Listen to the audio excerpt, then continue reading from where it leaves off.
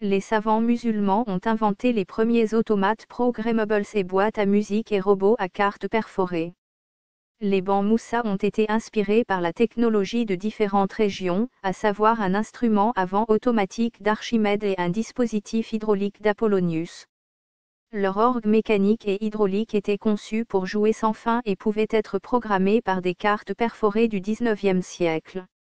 La chercheuse Mona Sanjakdar Charani décrit la mécanique de l'instrument dans son essai.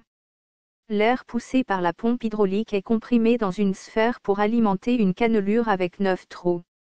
Les trous sont ouverts et fermés par 8 leviers dont les extrémités sont en contact avec les goupilles fixes sur la surface d'un cylindre tournant de façon à produire une mélodie bien connue.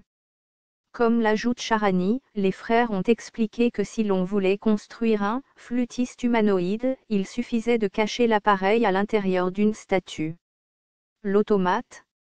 Une reconstitution de l'automate de musique Ban MS, créé pour l'exposition à l'AS Automate. Présentation du binaire.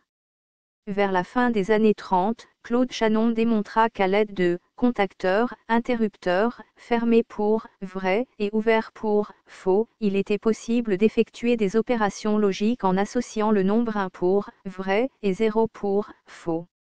Ce codage de l'information est nommé base binaire. C'est avec ce codage que fonctionnent les ordinateurs. Il consiste à utiliser deux états, représentés par les chiffres 0 et 1, pour coder les informations. L'homme calcule depuis 2000 ans avant Jésus-Christ avec 10 chiffres, 0, 1, 2, 3, 4, 5, 6, 7, 8, 9, on parle alors de base décimale, ou base 10. Toutefois dans des civilisations plus anciennes ou pour certaines applications actuelles d'autres bases de calcul ont et sont toujours utilisées. Base sexagésimale, 60, utilisée par les Sumériens. Cette base est également utilisée dans le système horaire actuel, pour les minutes et les secondes. Base vicésimale, 20, utilisée par les Mayas.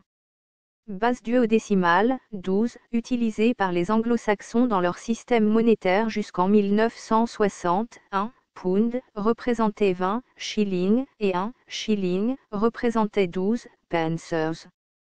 Le système d'heures actuel fonctionne également sur 12 heures, notamment dans la notation anglo-saxonne.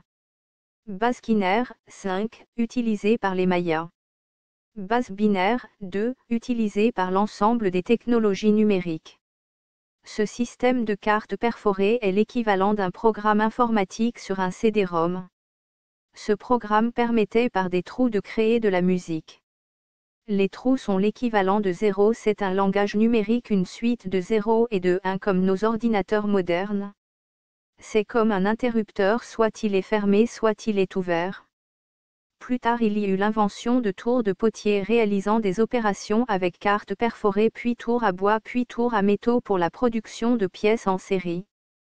Les cartes perforées pour les machines à commande numérique ont été remplacées par des bandes magnétiques puis est apparu le CD puis le DVD.